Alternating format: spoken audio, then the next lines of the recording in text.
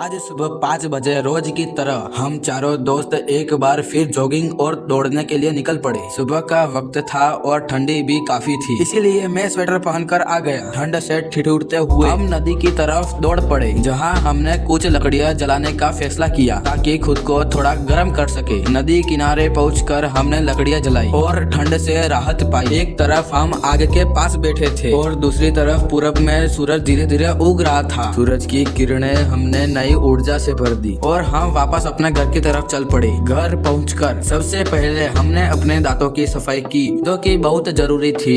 सुबह का मौसम बहुत ही सुहाना था। हल्की ठंड और सूरज की गर्म किरणें मन को शांति दे रही थी। ऐसे में गर्मा गर्म चाय की चुस्कियों लेने का तो बहुत ही मजा आ गया। चाय के बाद स्कूल जाने की तैयारी शुरू हो गई। ठंड को देखते हुए हमने चूल्हे पर लकड़ियां जलाकर पानी गर्म करने के लिए रख दिया ताकि एक ताजगी भरा स्नान किया जा सके। फिर क्या था, नहा धोकर हम स्कूल जाने के लिए बिल्कुल तैयार हो गए। थोड़ी ठंड अभी भी महसूस हो रही थी, इसीलिए हमने रोज की तरह थोड़ी देर धूप में खड़े होकर खुद को सेका। और इस तरह आज का दिन बेहद खास था, क्योंकि कल से ठंड के कारण स्कूल की छुट्टियां होने वाली थी। फिर भी दोस्तों के साथ बिताए गए पलों का मजा कुछ और ही था। क्लास में दोस्तों के साथ मस्ती करते हुए हमने पंजा लड़ाने का फैसला किया और बेशक मैं ही जीत गया। इस जीत में बहुत मजा आया और हमने खूब आनंद लिया। क्लास में मेरा दोस्त कुछ काम कर रहा था और मैं उसके पास बैठकर कुछ मस्तियां भरे बातों सुना रहा था। हम सब हंस रहे थे और खूब मजा कर रहे थे। स्कूल से घर आकर सबसे पहले मैंने अपने कपड़े बदले, क्योंकि अब कल से छुट्टियां ही थी। छुट्टियों का यह एहसास हमेशा कुछ